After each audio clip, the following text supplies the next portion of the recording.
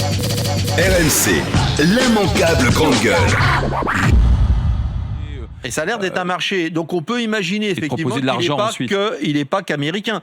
Aux États-Unis, pour ceux qui peuvent regarder des chaînes américaines, c'est le scandale 100% des chaînes. Hein. Ouais. C'est un scandale énorme. Donc c'est ce qui me fait dire dont on essaie de trouver les ramifications internationales maintenant. Je ne suis pas sûr que la mort d'Epstein soit... c'est un suicide ou pas? Ou on l'a suicidé? À la limite, ça m'étonnerait.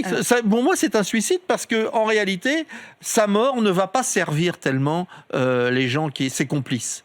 Parce que, en fait, au contraire, c'est en train de devenir une affaire d'État et les Américains ont ce pouvoir, on l'a vu dans le passé, que quand quelque chose devient une affaire d'État qui est récupérée par le public, en général, ça va jusqu'au bout. Hein. Mais pourquoi tu dis une affaire d'État? C'est pas parce que tu connais... Parce qu'il y a des chefs d'État il y a des gens qui sont mais c'est pas parce que tu les connaissais qu'ils étaient forcément impliqués. Oui, justement, à partir du moment... Attention, parce que là, quand tu vois, depuis que le scandale a éclaté, qu'en plus on dit maintenant, regardez, il faisait des allers-retours en France, il avait peut-être un carnet d'adresses, on est dans les supputations, on n'est pas dans les preuves. Tout à fait. Pas parce que toi tu connaissais quelqu'un, tu te fais prendre en photo avec quelqu'un.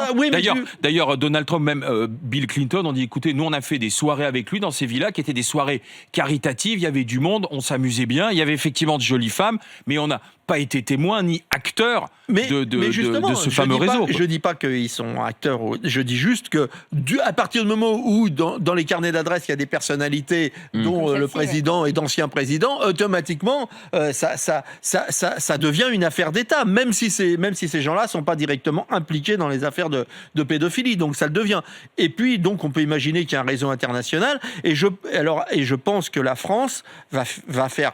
S'il y a d'autres pays qui sont mêlés comme les autres pays, c'est-à-dire qu'il va falloir enquêter parce que s'il y a des enfants... Oui, mais tu ne peux enquêter qu'à partir du moment où il y a une plainte. Si tu n'as pas de plainte, tu ne peux pas enquêter. Tu ne peux pas enquêter sur des allégations. Si tu veux. L'immanquable grande gueule.